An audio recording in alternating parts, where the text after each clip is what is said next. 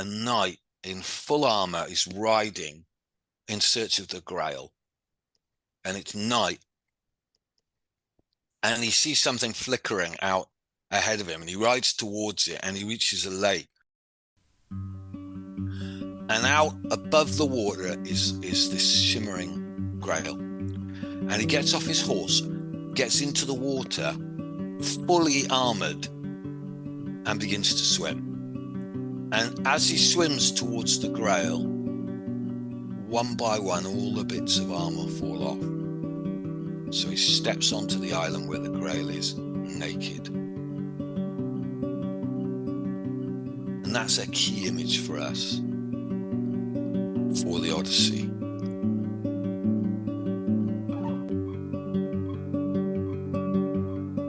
Welcome to the Crane Bag Podcast. I'm Jay Leeming.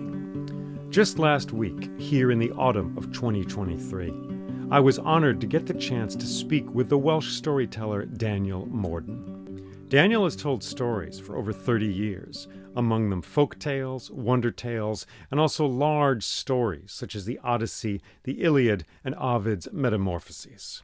Daniel has an amazing ability to stay with the shadow side of a story, to find nourishment there and to share it with others. We spoke about storytelling, but also about the Odyssey in particular, and its meaning for us in the present day. I am dazzled, schooled, and inspired by Daniel's work, and happy to share our conversation with you. Daniel, thank you for being on the podcast with me. It's a pleasure. Thank you for having me. I guess I would just start out. I'd love to get to the Odyssey, but how did you first get into storytelling? In my own life, there weren't storytellers hanging around, in my town. It was a foreign thing. It took me years to realize it was even possible. What was that journey like for you? Well, there was a theatre company in my town, and my dad was involved with them. He was on their committee, on their board, and they were a theatre company who toured community centres and also schools. So they had a schools program and a youth program as well. So the actors who toured during the week on Saturdays would work with young people on theatre skills. So because they were a touring company, they didn't use the trappings of theatre much. Very often they weren't in a theatre when they were performing. So when I was in my late teens, they were doing a show at the primary school that I went to when I was younger. So I went down to see them. And they were doing a show called The Hunting of the Snark. This was in the 70s. And the show consisted of two actors, one of whom was a woman in a kind of yellow spotty body stocking and a pair of flippers. She was the Snark. And the other chap was dressed as a Victorian explorer with a pith hat on, dressed in long shorts and a green shirt. And it was a very early environmental message about, should we capture wild animals? Should we put them in zoos? Things like that.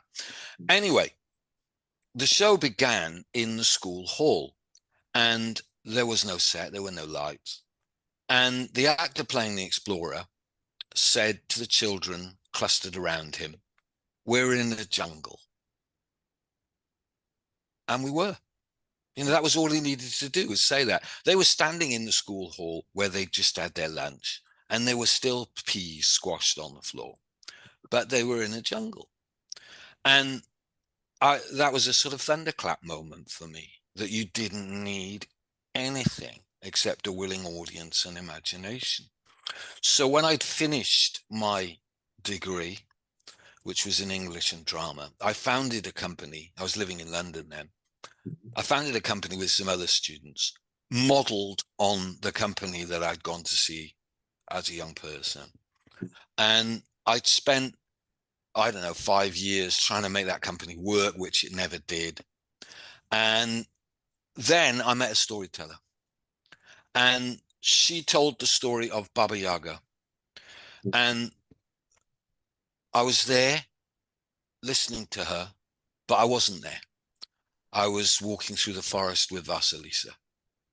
And it was akin to that moment where I'd seen the actor say to the children, "We're in a jungle." I was walking through the forest with Vasilisa, and it was getting darker and darker, and the Black Knight rode by on his black horse, and then the Red Knight on his bright red horse, and then the White Knight on his bright white horse. And I thought, not only do I not need a set and lights and any of the trappings of theatre, but I don't have to show it either. I don't have to enact it. I can just say it, and people will imagine it if I say it the right way and it's the right story and the situation around me is conducive to people being able to listen.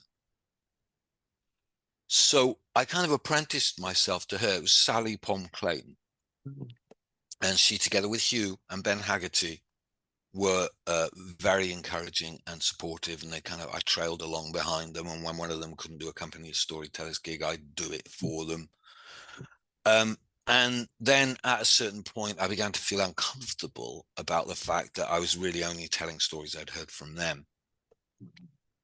And I tried to find my own. Now, during long car journeys, Hugh and I had spoken about the Odyssey, our shared fascination with the Odyssey. We were both telling different sections.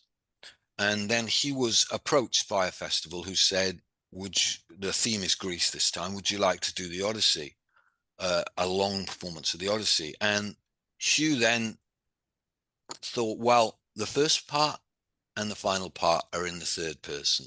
The central two parts are in the first person. So it would be easier for the audience to follow if we had two different voices. So he said, well, why don't we do it together? And for a reason I can no longer understand anymore, I can't remember, we agreed that I would do the central section, which is all in the first person. Odysseus were recounting to King Alcinous all of the things that he had seen, and well, many of the things he'd seen and endured during the course of the long voyage home. And Hugh was doing the initial section, the Telemachoi, and then flashing over to Calypso reluctantly releasing Odysseus and him sailing off and the storm and him being washed up on Alcinous' island. Then it was over to me telling, I'm Odysseus and all of that. And then up to the moment where the audience had begun, which was the Calypso section. You kind of hear it again from a slightly different perspective, from Odysseus's perspective, and then back to Hugh in the third person. And then he would tell the final section. So we did that for quite some years before we decided that actually the Odyssey would pack a greater wallop if you'd also heard the Iliad. Mm-hmm. So you got a sense of the madness that Odysseus has to shed, the sort of craziness of the Greek camp, the sort of stupid, arrogant rivalries and arguments and dick waving that took place in the Greek camp before he could actually get back home. So we then began to tell the Iliad as well. And every now and then we get the opportunity to do them on consecutive nights. And we've always, as you mentioned in your introduction, we also tell the Metamorphoses.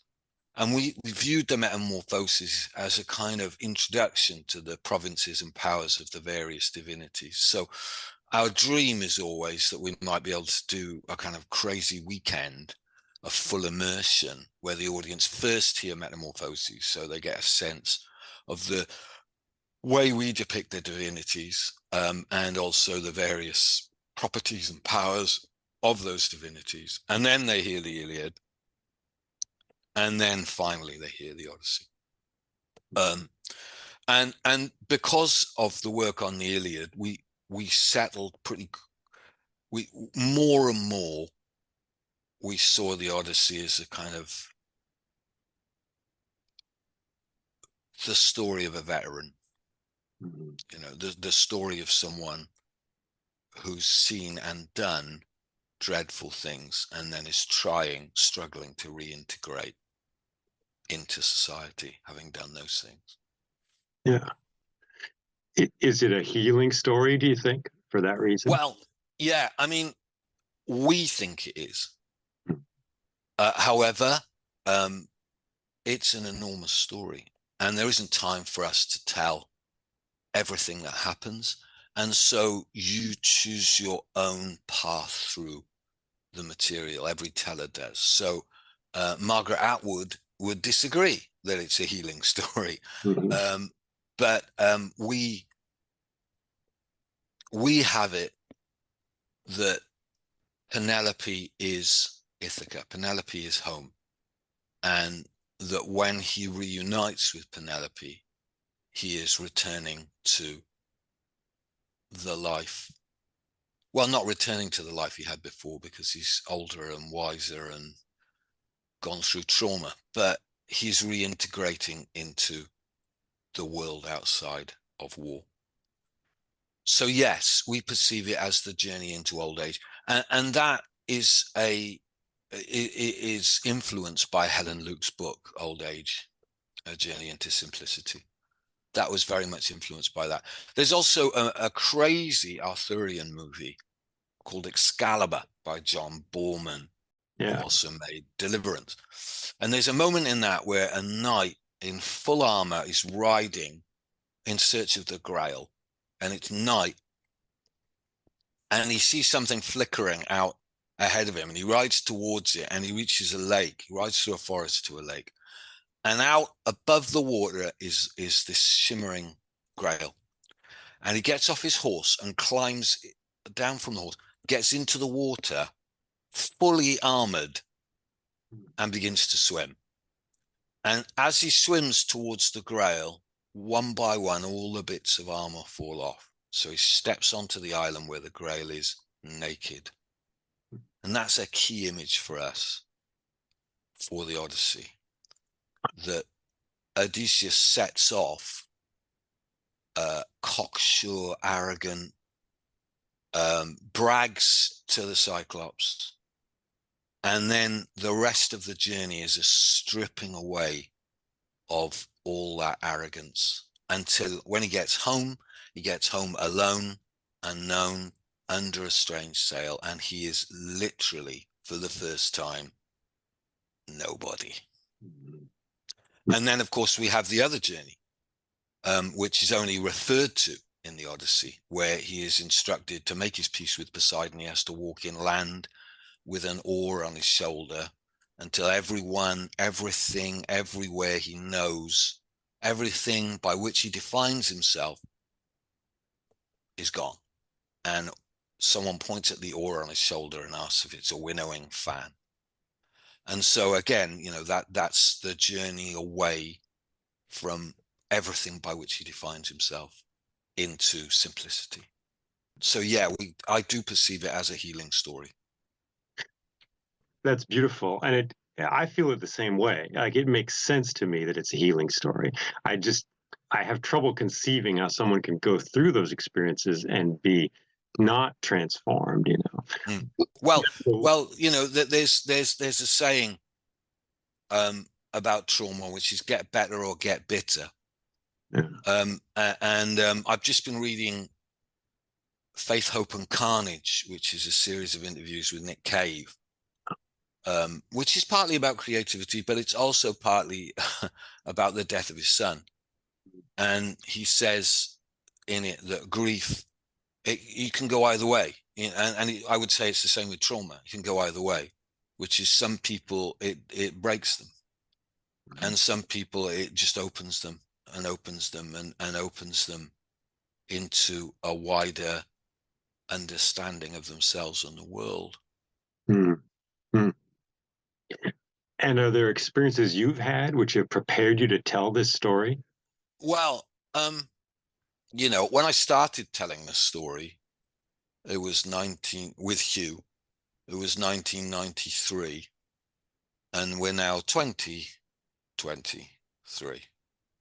So as I have told the story, like all good stories, my understanding and my insight into the story has shifted as I've gone from the age, closer to the age that Odysseus was when he set off, to now I'm much closer to the age Odysseus is when he finally gets back.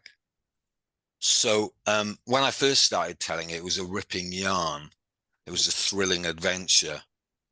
Now it's more an examination of trauma. There's more of a sense of regret. As I get older, I'm more and more drawn to stories about second chances. Stories about having screwed up. What do you do? How do you reconcile those terrible mistakes you've made and the damage you've done to other people with your sense of self? How do you continue to try and be a good person?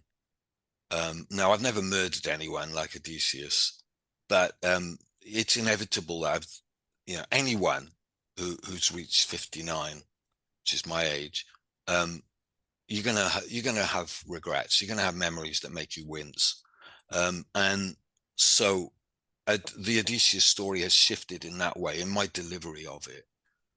It's more to do. He's more aware now of his crew than he was when he first set out.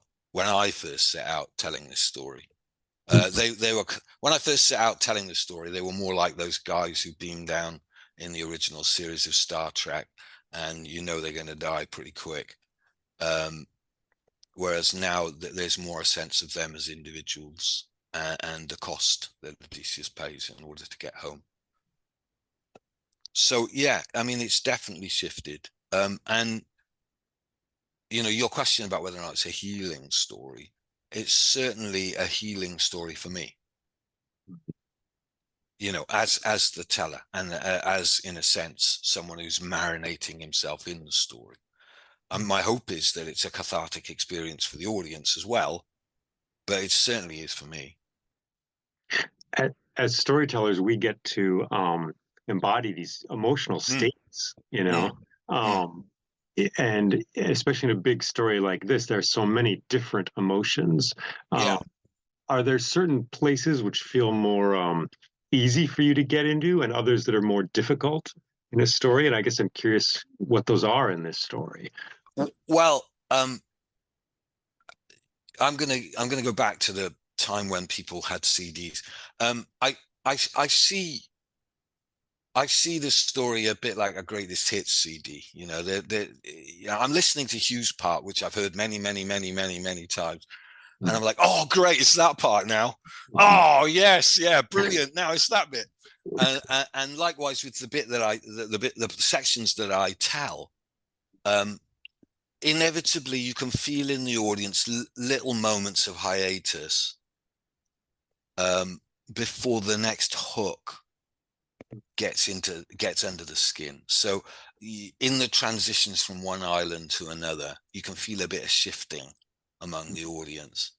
But you say that there are many different kind of moods and emotions in the story as big as this, and I think that's necessary because it is this big. There needs to be moments of levity as well as moments of experiencing trauma. There needs to be, if it were a book that you were through which you were experiencing the Odyssey, there needs to be page-turning moments, gripping thriller moments, and there are in the islands. There really are in the islands. There are moments of great beauty, like the sirens, for example, and then there are moments like the Cyclops, where it's like when a magician pulls a handkerchief out of a hat, it's tied to another handkerchief, and then another handkerchief, and then another handkerchief. Each sentence seems to pull you into the next sentence. Each event seems to pull you into the next one, and that's gripping. I mean, the island we do after that depends on how much time we've got, but either we do the Bag of Winds or we go straight to Circe. And Circe's easier to do after the Cyclops than the Bag of Winds, because the Bag of Winds, it just doesn't, there's a sort of weirdness about it that suffers by comparison to the thriller momentum of the Cyclops. Whereas Circe, he gets there, he goes up the hill, comes back down again. His men have gone, goes to try and find his men and see them turned into pigs. So it's very quick before, like, what's he going to do now? Before the hook's in. Mm. So the moment, again, I should mention at this point that when we first started telling the stories, it was a lot longer than it is now. And as time has gone on, with attention spans and what have you, we've had to start cutting things. Anyway, the part that I miss, we still go down into the land of the dead, but there were various exchanges in the land of the dead, as well as Tiresias. Now, there's no way you can do the Land of the Dead or the Odyssey without Tiresias instructing Odysseus what he has to do. So that stayed. But one of my favorite moments, which is kind of gone by the wayside unless we're doing the Iliad the night before, is Odysseus meeting Achilles in the Land of the Dead. Because that moment where, yeah, I think it's a defining moment in the Odyssey. I think it's a defining moment where Odysseus is so eager to tell Achilles, who died before the war ended, that the Greeks won the war. And when he begins to tell Achilles, Achilles says, it doesn't matter. I'd rather be a landless slave in the land of the living than a glorious prince among the dead. And it's a sort of refutation. It's a sort of refuting of the warrior ideal. Many years ago, there was a storytelling festival here organized by Ben Haggerty, and he had over some Turkish bards, ashoks, and with them was an ethnomusicologist from America called Zev Feldman. And he, I don't know about you, but I collect these definitions of stories. There are only 7 stories. There are only 3 stories. Well, his one was there are only 2 stories. There's the kind of story that celebrates life, and there's the kind of story that makes you kill better. And, in recent years, we've seen examples of stories to help people kill better, particularly in Europe. And I think this is that moment in the Land of the Dead is where the Odyssey puts its marker down for being a story that celebrates life. And how do you deal with the end of the story, in which, after so many travels, right, and so many experiences, he kills all the suitors? Yeah. The killing of the suitors, I'm kind of happier with. The killing of the suitors is they're waiting to kill him.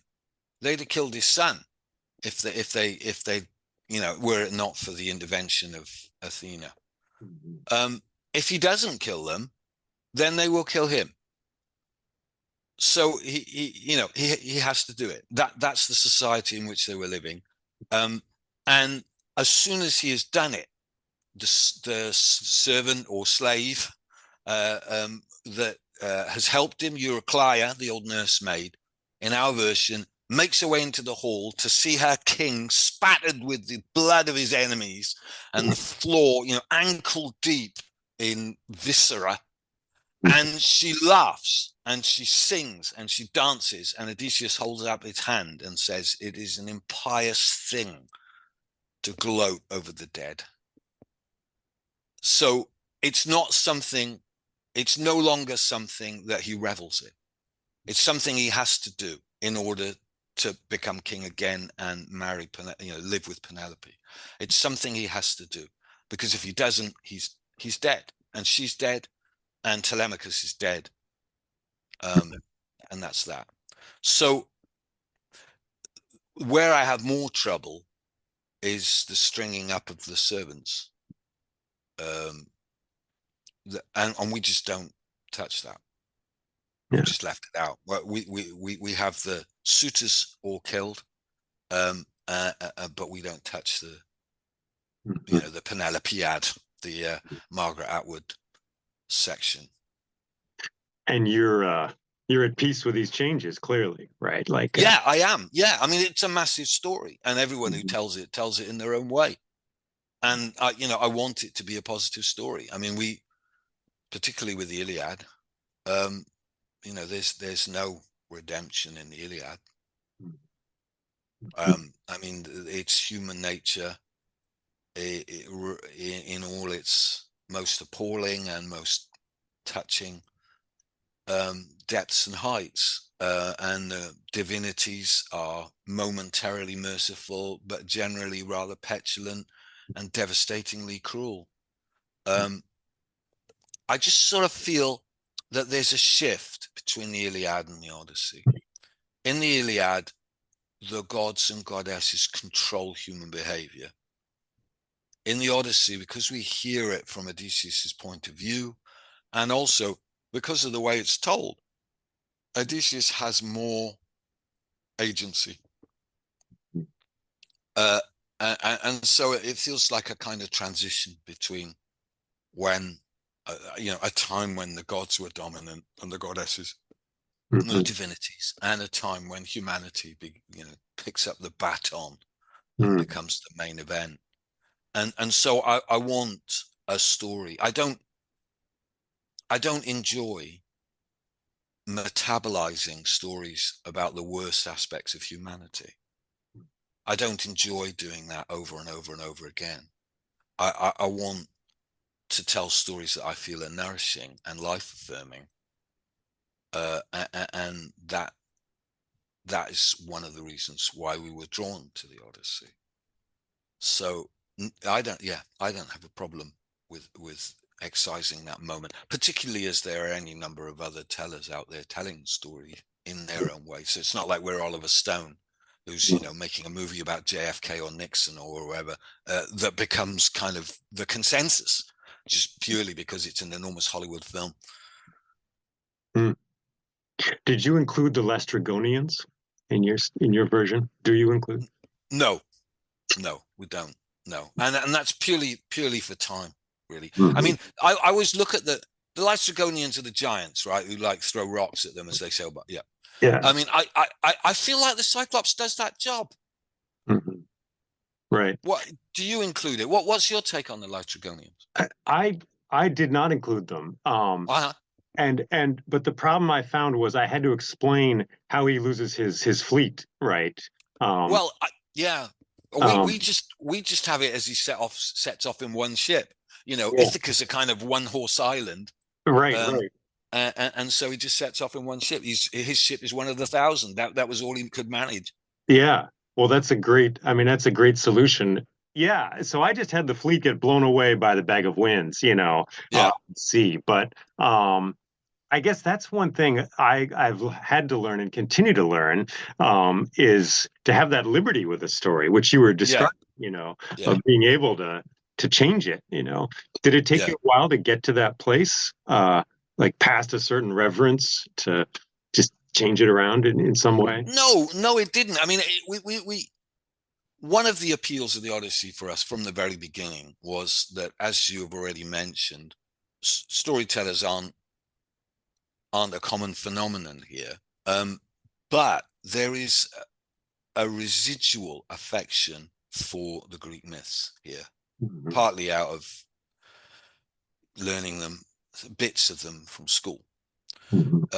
And so we could pull an audience if we were telling the Odyssey, and that was not nothing to be able to offer. Though the art form wasn't something people were familiar with, the content was something people were familiar with and had a residual affection for. So they'd come along thinking, I might get a bit more of the story in an accessible way.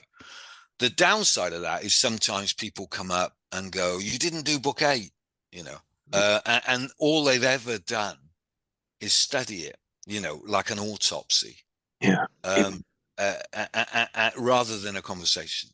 So we were okay from the beginning with taking liberties with the story. I won't say the word text, with the story, because we were storytellers, and we didn't pretend to give a definitive version of the story. We build it, we marketed it as a ripping yarn, a thrilling adventure story. And we approached Naxos, who used to do, I don't know what they do now because audiobooks aren't really a thing, but they used to do audiobooks. And we approached them saying, look, rather than have an actor read the Odyssey and the Iliad, you could have us telling it. And, when you get us, you get all our experience as tellers and our version, which is the result of repeated tellings over and over and over again in front of an audience, and editing and embellishing in order to convey to the audience in an accessible way this central story, this cornerstone of European literature. And their response was back, yes, but what you're doing is not the book. You've got your own version, and that's not what we want. We want, the full unexplicated David Copperfield. We want the full whatever it is that we're doing. We want it to be authoritative, as in, if someone's sitting there with the Penguin Classics Odyssey, they can they can run their finger along the words that we're saying. So we have always, been quite upfront about how we're storytellers, and that we're not sticking close to the text. We're telling a version for now. Mm-hmm. I read these scholarly books, and it sounds like you do as well, and I learn a lot from them. But I start to feel that there is a certain incapacity in those books to understand the story if you haven't really stood there and told it. It's almost frustrating at times, Yeah, but it's the academic mindset. It's the sort of academic culture, which is, well, you're in Ithaca, the academic culture, which is you don't stick your head above the parapet by saying anything that you can't substantiate, you can't support. Everything has to be referenced. Every choice you make, every opinion has to be referenced. And so I quite understand why those texts, those books on the Odyssey and the Iliad and so forth, are so careful.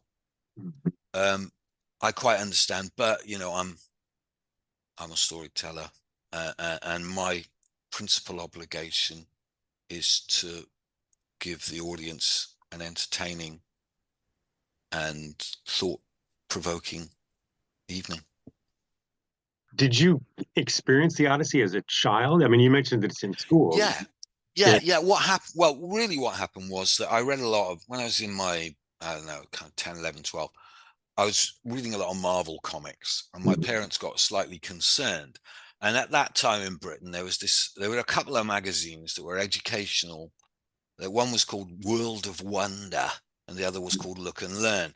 And they started buying these for me in the hope that they could wean me off the Fantastic Four. And the result of that was I'd get this magazine on order, and there'd be like 2 pages of history, double page spread of history, double page spread of geography, double page spread of geology, and a double page spread of the Odyssey. And so I can still remember the illustrations. I can still remember Odysseus in the cave, and my kind of sense of Odysseus began with those illustrations. And they were the only 2 pages of Look and Learn that I ever read. All the other ones just fell by the wayside. And so it was told in episodic form in that magazine. So every week I go back and read what else had happened to him. And what, it really worked well in that format. It was because, I remember my dad, when I was in my late teens, we were standing in the library, and he said, I envy you because you've got all these worlds to explore. And that was my experience of the Odyssey. I was reading this magazine, and every week something, just like birds with the heads of women who sang a song so beautiful that you forgot everything except the craving to hear more. and then walking among the ghosts of the dead, and a one-eyed giant. I mean, then through Ray Harryhausen, I started seeing some of those things on screen. But up till then, I'd never encountered. Imagine encountering the Odyssey for the first time without, just coming from a culture that had never experienced it.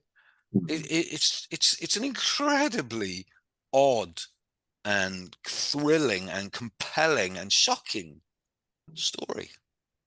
Worked that way for me. And those images stayed sort of lit in your head, despite what was around you in the media. I'm thinking, I was born in '69, and so film was pretty quickly came in. Yeah, yeah, Um, and that's where epic was, whether it was, Star Wars, Lord of the Rings, things like yeah. that. And so really, my hunger for a big story, well, I mean, maybe it began before then, but I was surrounded by those images. So those images you saw in those comic books really, they They stayed with weren't you. they weren't comic books. They were, it was a magazine with text and then a few illustrations on each page. Okay. Yeah. But yeah, they did. I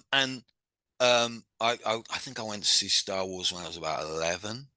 Mhm. My dad took me to Cardiff because I noticed all these images in magazines, stills from, and it was the night before a Welsh rugby international. And my dad, when we sat down in the cinema, my dad tapped me on the shoulder and pointed behind us, and the entire Welsh rugby team was sitting behind us watching Star Wars, presumably because that would mean they weren't getting drunk in a pub. They'd probably been forced to see it under duress. Anyway, I mean, Star Wars was pretty good, but the Ray Harryhausens were pretty good. But there was a sort of phase in the '70s of fantasy movies, and I went to see them avidly, and they were usually a disappointment. Mhm. Even at that age, Jay, I the pictures in my it was clear to me that the pictures in my head were better than the ones they were putting on the screen. So I never that fascination remained, and the same with Norse myths. My parents bought me a book of Norse myths, Kevin Crossley Holland's book, when I was in my mid-teens, and that had beautiful illustrations, actually, really evocative illustrations.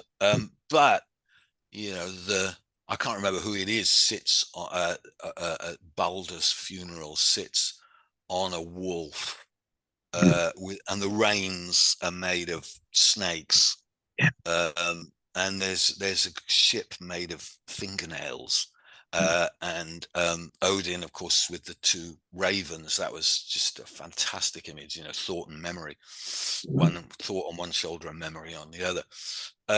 Those images, they survived through movies, and they weren't overwhelmed by seeing images on a screen because they were images in my head, and so they were more powerful. Thank you. Are there moments that others have thought of in this story, for example, Hugh, or you've seen other storytellers do, which you're like, oh man, I wish I had thought of that myself,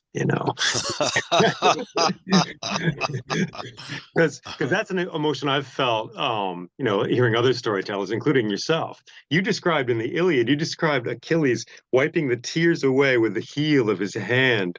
Yeah. Like, Are you, wow. are you sure I thought of that though, Jay? I probably didn't.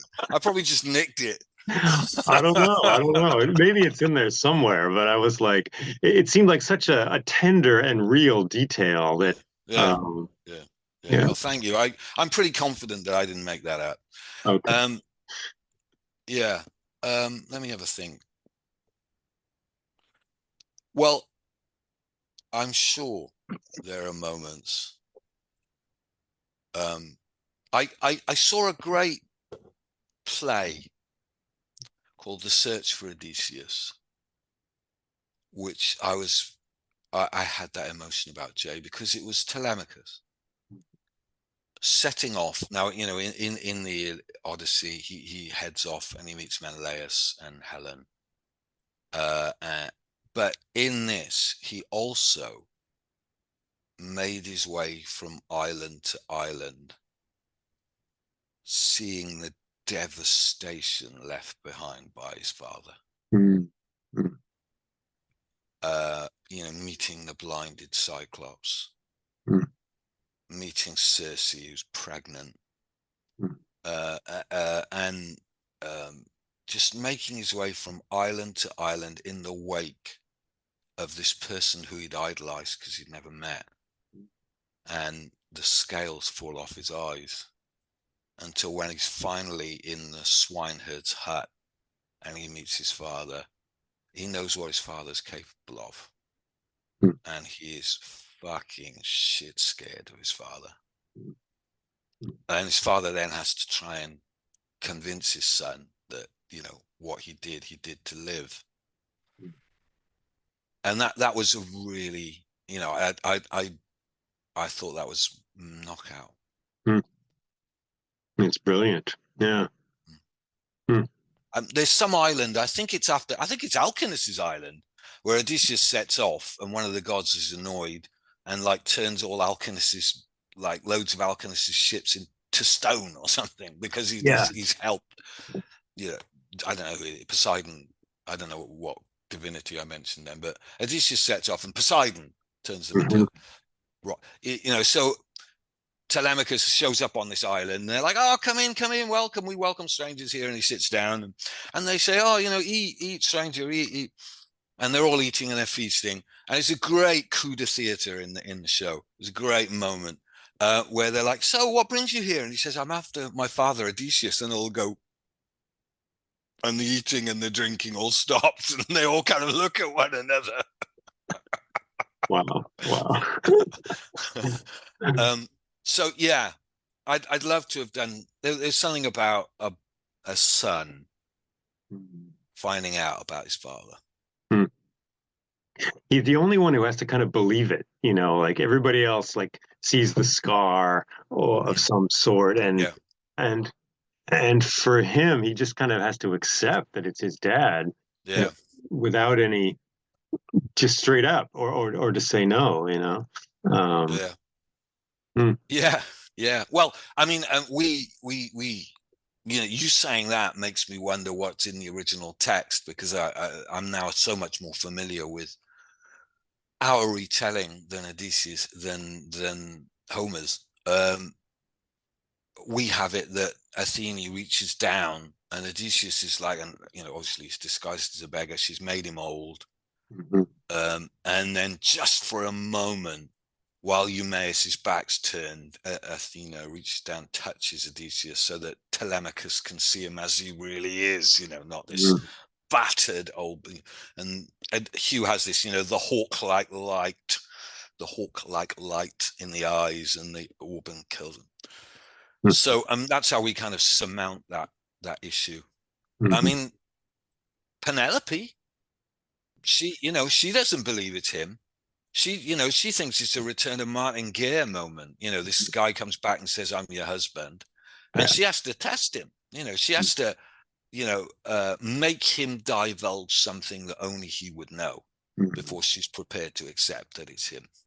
I mean, even that moment, she says, you're not the man who left.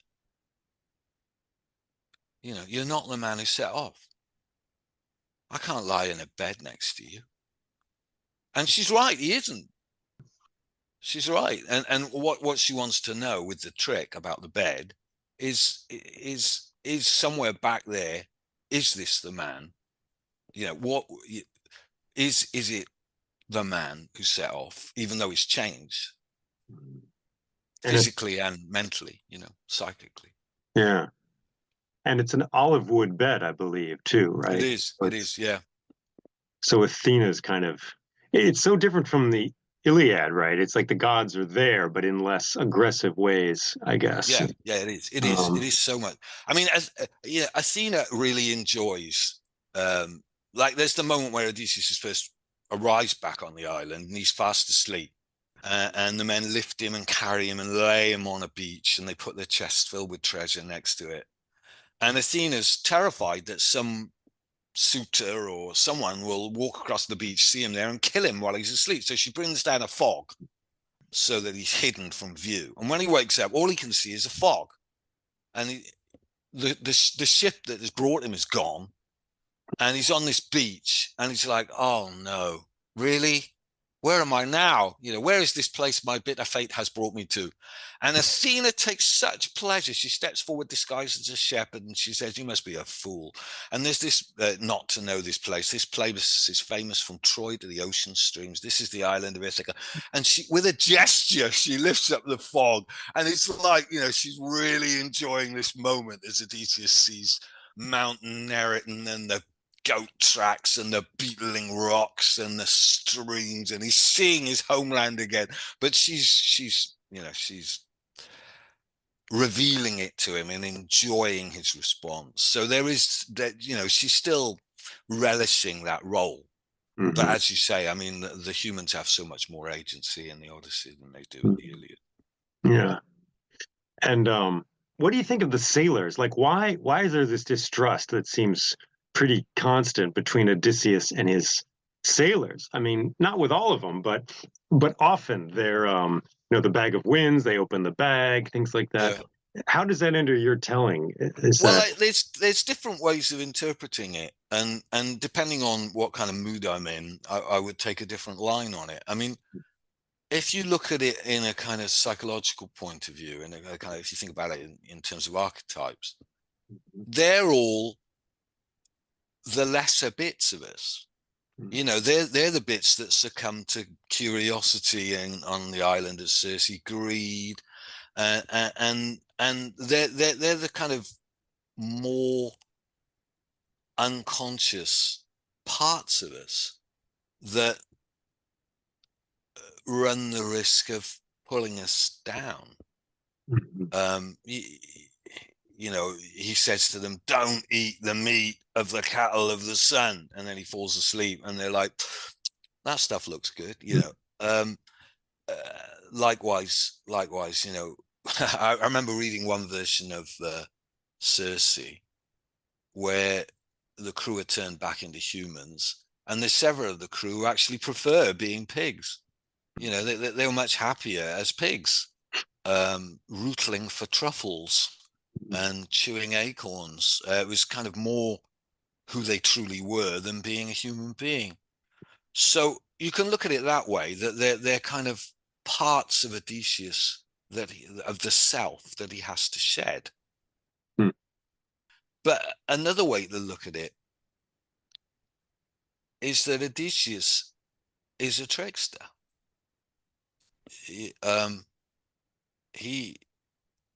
He's the man of nimble wits, and he's not to be trusted. I mean, there's that meme on the internet where Odysseus says to his crew, one of the crew says, what's the Odyssey? What's an Odyssey? And he says, oh, it's a big long sea voyage where only the central character survives. And one of the crew says, wait, what did you just say then? He's a trickster. They've seen him be a trickster. They've seen him do ruthless, terrible, shocking things. And now he's their captain. He's taking them home. I'd be suspicious. Yeah. I'd be suspicious. Yeah. I mean, particularly after the Scylla and Charybdis episode, where they've seen him at the front of the ship with a breastplate and a helmet on, looking up anxiously at the top of the mountain before the dragon lunges at them. But he hasn't told them. Yeah. Because he wants them all to be rowing, because he's got to break the grip of the whirlpool. So he knows that some of them are going to die at that moment. I mean, that's the toll. That's the price. I realized recently they go into danger backwards as well, right? Which is kind of like he can see presumably, and they're all busy. Like what's over their shoulders, they don't know. Yeah. I mean, if Odysseus was my captain of my ship, I think I'd be a bit. Yeah, I think that's a moment where the Odyssey is incredibly contemporary, actually. You know, well, just that the men have the right to, you know, they're not bowing and scraping all the time. They have the right to, and as the voyage goes on, they get more willing to contravene his instructions, and more cynical about his what he's saying to them, more willing to challenge what he's saying. And that, you know, I find that in this era where we're less deferential. You know, I'm talking about Britain, really. We're a lot less deferential toward authority figures. It's been pointed out to me that his men would be better off on the island of the Lotus Eaters, like if they stayed, you know.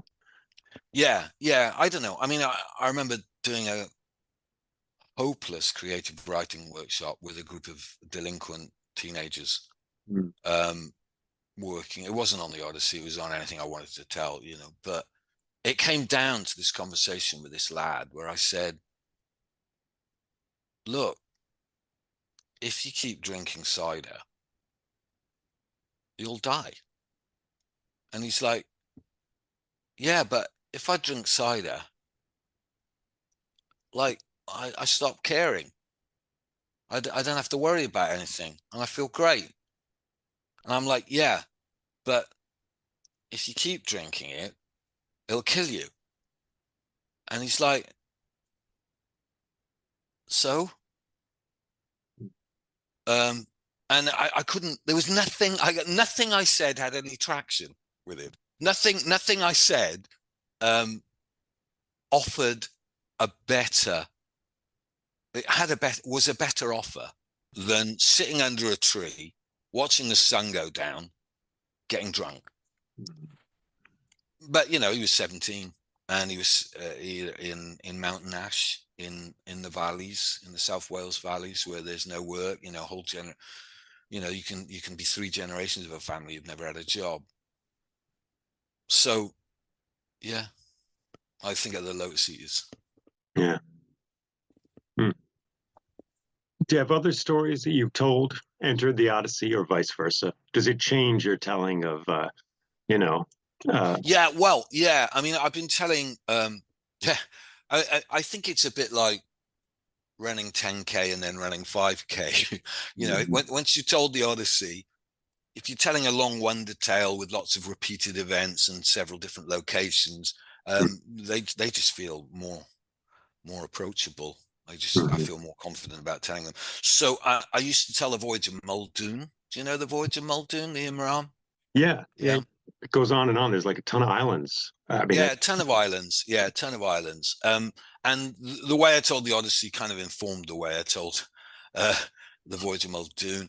At the moment, I'm telling Colonel Crovey. You know Colonel Crovey. It's got loads of names.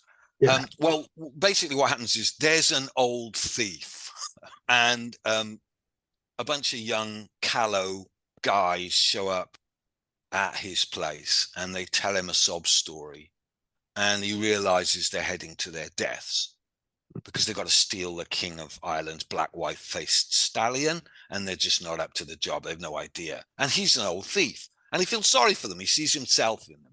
He sees the sort of gauche, clueless youth that he used to be. So he goes with them to help them, and just like in the Odyssey, they're the kind of lesser parts of him. And so whenever he tells them not to do something, they immediately do it, resulting in them getting captured by the King of Ireland. And the King of Ireland is going to boil them to death in oil. And the King of Ireland, he looks at the old thief and he says, "Damn it, you're that old thief." And the thief says, "Yes, Your Majesty, I'm Colonel Crovey." And the king says, "Ah, I bet you've never been in a tighter scrape than the one you're in now." And Colonel Crovey says, "No, I have. And if I tell you the story of a time when you agree I was in a tighter scrape than the one I'm in now, standing in front of a vat of oil, waiting for it to boil in order for me to die in it. If I can tell you a time when I was in an even tighter scrape, Your Majesty, than the one I'm in now, will you let me go free?" And the king says, "No, but I'll let them go free." And so Colonel Crovey says, "Right, you're on." So then he tells a succession of cliffhanger adventures, a succession, one of which in some versions is meeting a great one-eyed giant who he has to trick. The giant tricks him into putting on a ring, which shouts out loud wherever he goes after he's blinded the giant. So it's quite an old thief telling a story to a king, of many episodes. It's kind of an Odyssey. It's definitely, my telling is definitely influenced by the Odyssey. So yeah, loads. What about you? Are there stories that you tell as a result of telling the Odyssey in a different way? It's more, I think for me, I started with fairy tales and they were my way Yeah, into the Odyssey, yeah, particularly Proteus, because that little story yeah, that Menelaus tells was just nice and concise, yeah, yeah. we're doing all kids, but now, yeah, I'm sure there's things which change, because I've had sort of the workout of doing certain Yeah, things. exactly. Um, Yeah, yeah. um, right now I'm trying to wrap my head around the Mahabharata, the big Mm, epic of India, mm, and mm. just the battle scenes in that are just huge, and how do you do that, and Yeah. of course the Odyssey doesn't have them like the Iliad does, but the carnage at the end, you've got to Mm, juggle all these characters, mm, um mm. so yeah, yeah, I yeah. agree with you. I agree with your word workout, the workout of it. Hmm. Um, the Iliad and the Odyssey in their different ways of they've made me feel more confident as a storyteller telling them. I remember thinking, and I still do think, if I'm a storyteller, I ought to be able to tell the Odyssey Yeah, in some form, so that an audience who are listening get a sense of the sweep of it. yeah.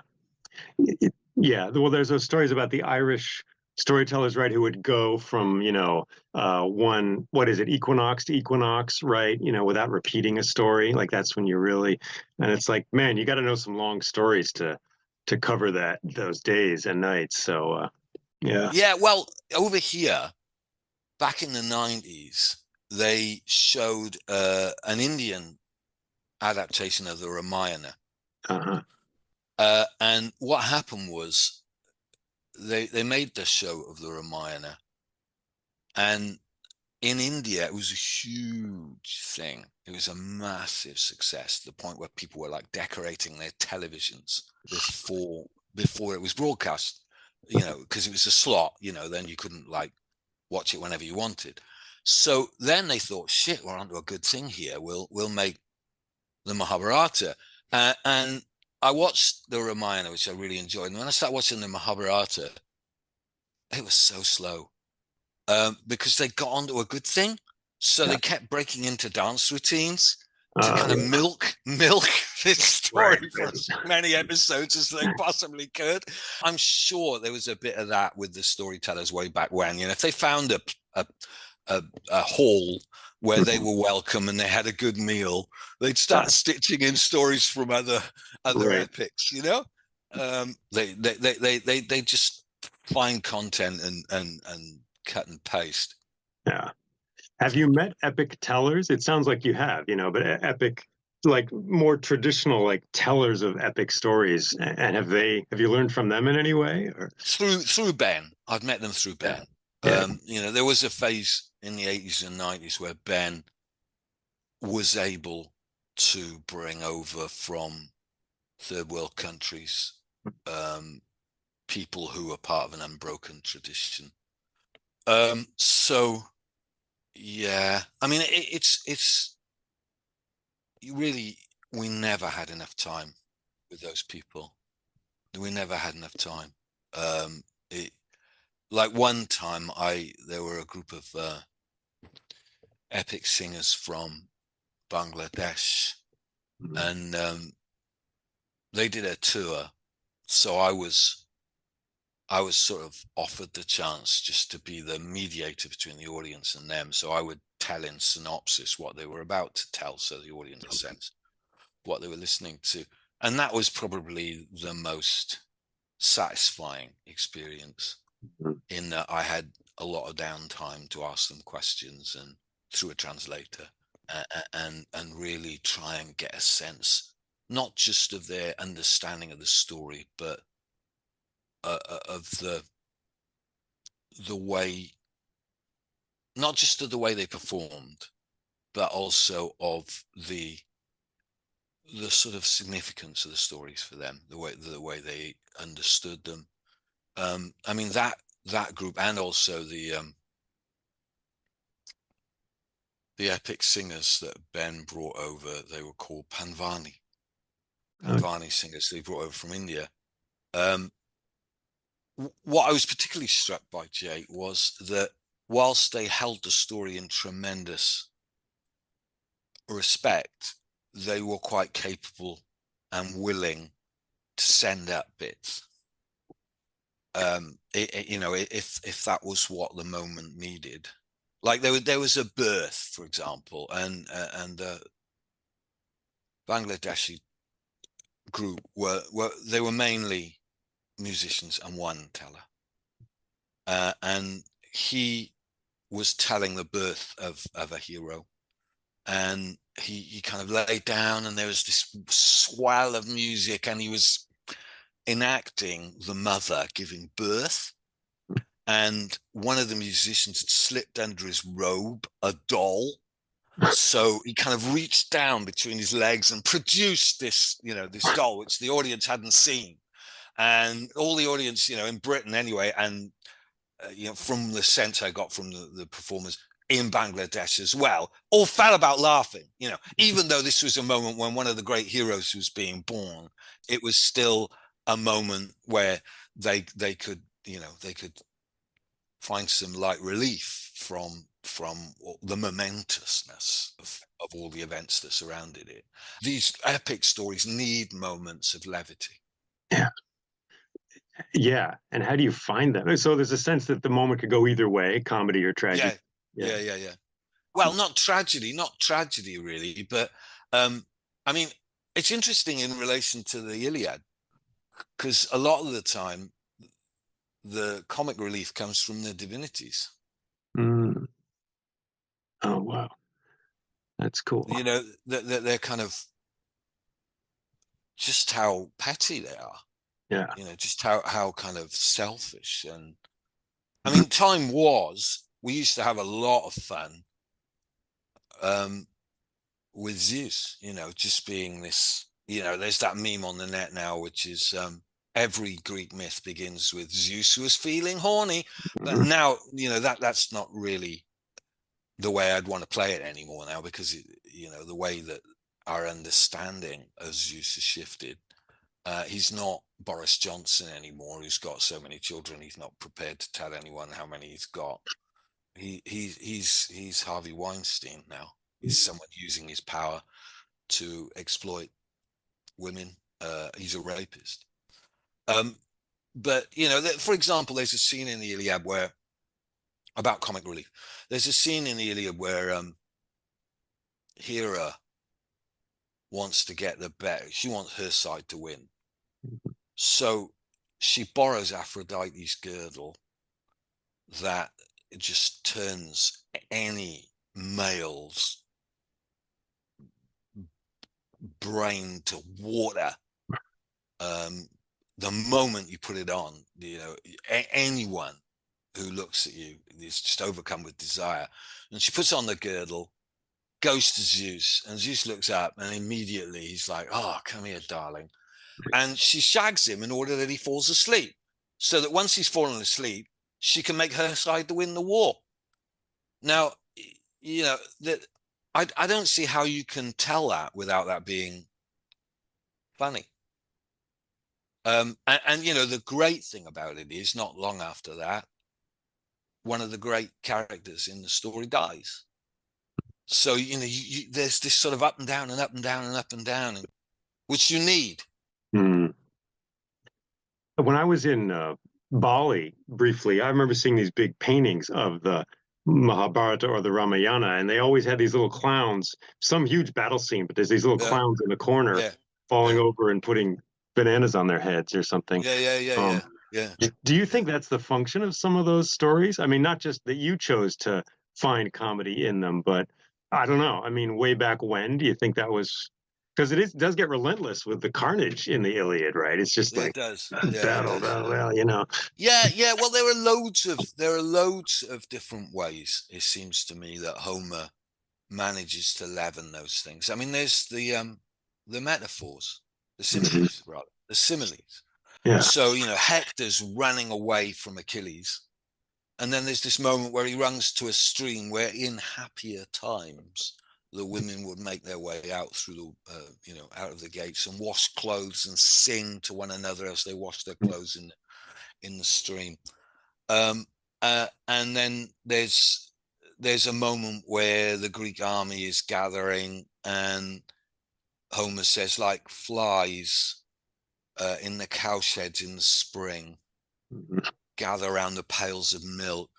Or when the great gates are thrown open of the Greek camp and they head out, it's like when calves who've been locked in the barn all through the winter months are finally released, and they make their way out and they're joyful and um, you know full of life and vigor. So those are also moments that mean that we are returned to the human a human scale. So it's not just endless death. There's that line from Stalin about one death is a tragedy, a million deaths is a statistic. Homer's very good at bringing us back to the human level so that we can be moved again. There's a poet here. Have you run across Memorial by Alice Oswald? Alice, I've run across Alice Oswald. Yeah, not that poem though. Well, Yeah. it's all the deaths in the Iliad. Oh yes. Oh yeah. I haven't read it. Yeah. Well, that's what it does. You hear an account of everyone who dies. The farm that he had back home, how many Mhm. children he had, what he loved to do, and again, it just takes you back to the human level again, and so you can feel pity, you can feel moved, and not just be sensitized. Sort of not just be bludgeoned into a state of just no longer feeling anything anymore. Yeah. It's amazing how he does that. And for me, Mm, saves it for me from some sort of Hollywood thing, where people are mm, just dying mm. because the smallest character will have a little, he loved the blue flowers on the side of the Yeah, yeah, river. yeah, yeah, yeah, yeah. It is. And Yeah, and it and is. then like completely visceral, he loved the blue flowers, and then like the spear went in the liver and came Yeah, out yeah, yeah, the yeah, back, yeah, yeah, yeah, yeah, yeah. so Yeah. it saves it for me from being just sort of a body count. I Um, completely agree. I completely agree, and I think that's what it's for. I think that's what those moments are for. yeah.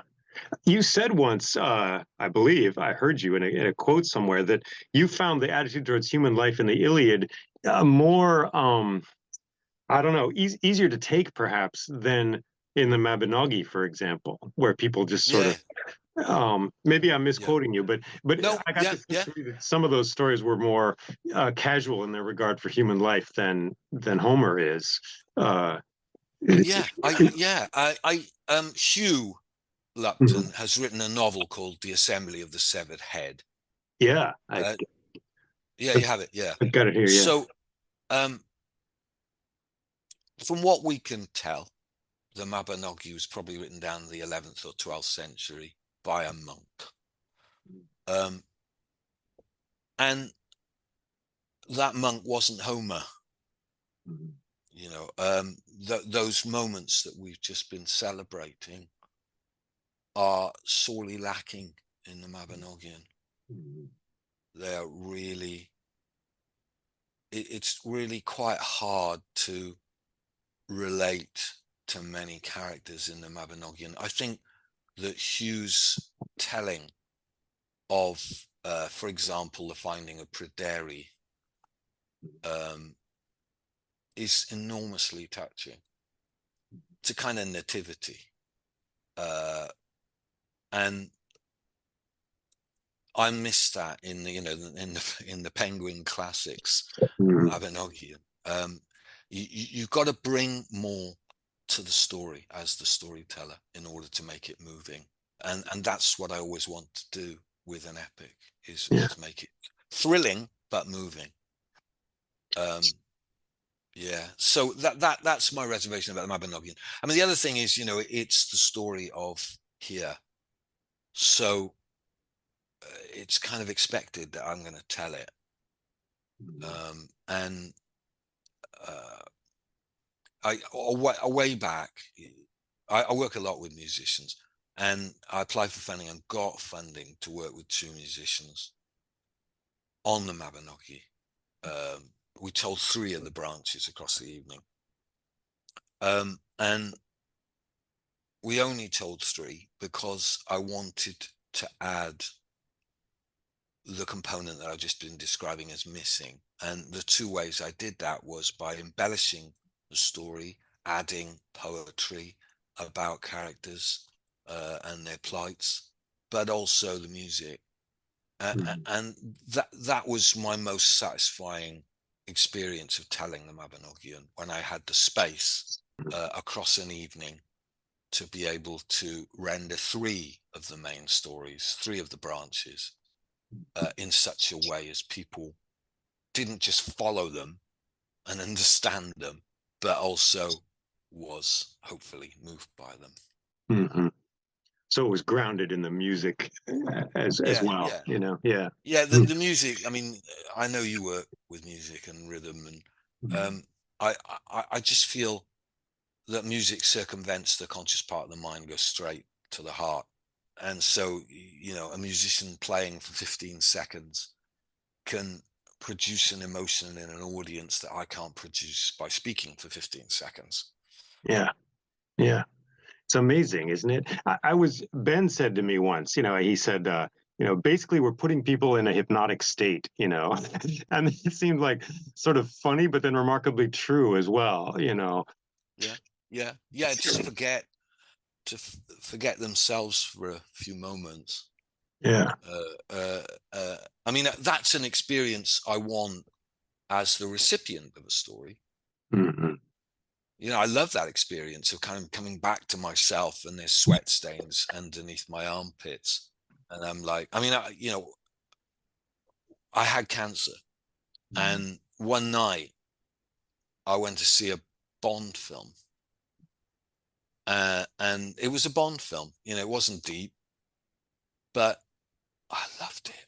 I absolutely loved it, because, like Atlas, I'd taken the world off my shoulders. I was transported. We have this sort of, I had this perception of escapism as a sort of cop out, but actually it can be really valuable just to leave behind your worries for a little while. Mm-hmm. And when I was a kid, I had this experience driving with my dad on a long car ride, and like a couple days. And he asked me in the middle of the journey, he said, a penny for your thoughts, Jay, which kind of terrified me. I didn't know that was a new tool you could use. And I was honest, and the answer was, I'm remembering every scene. I was like 11, I'm remembering every scene in The Empire Strikes Back from beginning to end, and I always frequently I've judged myself for that, like, oh, what a dumb thing, for just what you were saying. But now as a storyteller, I'm like, that's a skill a storyteller needs, to go through it. So I guess I'm wondering, I don't know what answer I have to this question, but I'm wondering if you have an answer. Where does that urge come from in you? You described being in the school cafeteria with the peas under your feet, and then suddenly you're in the jungle, and how marvelous that was. With cancer, you mentioned your cancer. I guess that's there. It makes a lot of sense. We want to escape, a negative reality. But I don't know. Is there something? Is there some cause for that for you? You can think of? Well, Jay, it's fun.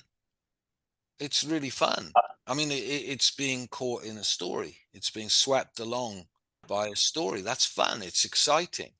And I read the George Saunders book, A Swim in a Pond in the Rain, And he's a creative writing tutor, and he's been working under the same Russian short stories for decades. So he goes through several of those stories in that book. And the first story he uses, he gives you a page of the story, and then a page of commentary. And he says, at the end of this page, I know what you're thinking. You're thinking blah, blah, blah, blah. And then he explains what you're thinking. And damn, he's right. He's absolutely right. So I realized that there's a part of me that's always trying to second guess the story, trying to predict what's going to happen. And I love being outwitted by the story. I absolutely love it. I just love it. I love that sense of, oh God, right, okay, the reason why the boot disappeared from outside the hotel room door was in order to give to a large hound so it would catch the scent of Lord Baskerville. So when Lord Baskerville later went for a walk on Grimpen Mire, the hound would catch his scent and chase him down. That's why someone would steal only one boot out of a pair in order to catch. But unfortunately, the boot was brand new, so it didn't have his scent. That's why the boot was returned. I love the way that stories, the structure. I love the structure of stories. I love the way that an idea is planted early in the story without you realizing that that idea is being planted in your head. Seems to be for an entirely different reason, and then later on it comes back in an unexpected way. I love that. I love it. It's a very human. It's an innate human compulsion to make patterns. We look for patterns. We prefer patterns to chaos. So when suddenly we recognize a pattern, something comes back from earlier in the story, but in an unexpected way, that is intensely satisfying. Is there a place in the Odyssey where you're most at home, where you would kind of feels right for you to be, either right now or just in general? Well, my wife and I honeymooned on Ithaca. So it's the only holiday we've ever had, which lasted 2 weeks. And yeah, there's nowhere else in the story that matches that, so being on that beach that, where Odysseus woke up and Athena lifts the fog, and going to the cave where they hid the gold, reputed to have hidden the gold, making my way up to a little museum run by one woman who points to a sort of, rock sarcophagus that's supposed to be Odysseus's grave, going to Mount Neriton, that's a kind of heaven for me. It's a kind of peace. It's a little island. It's only got shingle beaches, so it's never been developed. It doesn't really have anything to offer someone who wants a sun lounger kind of holiday. So it's still got the tinkling sound of goat bells, and the smell of herbs on the wind, and the terraces. That's where I'd like to be. Thank you. I've got a bit of Tennyson here. Do you know the Tennyson poem Ulysses? Yeah, somewhat, but I feel like I should not, just to receive the benefit of whatever you're going to say about it. Well, I just wanted to finish by reading it. I would love that. Not all of it, Jay. Yeah, all right. Yeah, it's kind of long. You and I are old. Old age hath yet his honor and his toil. Death closes all. But something ere the end, some work of noble note may yet be done, not unbecoming men that strove with gods. The lights begin to twinkle from the rocks. The long day wanes. The slow moon climbs. The deep moans round with many voices. Come, my friends, 'tis not too late to seek a newer world. Push off, and sitting well in order, smite the sounding furrows, for my purpose holds to sail beyond the sunset and the baths of all the western stars until I die. It may be that gulfs will wash us down.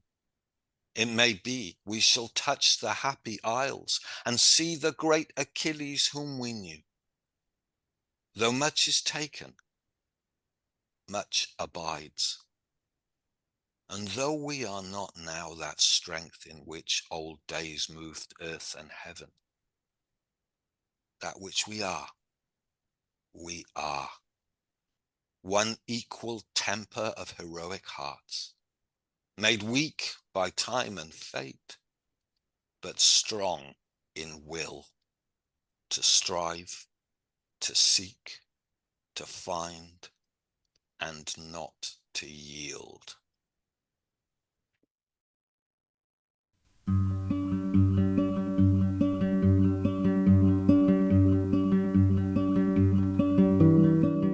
My guest today has been the Welsh storyteller and author Daniel Morden. You can learn more about Daniel's work at his website, which is danielmorden.com, M-O-R-D-E-N. And thanks as always to all those who have supported this podcast. Your support helps to get these stories and interviews out into the world where they can nourish others.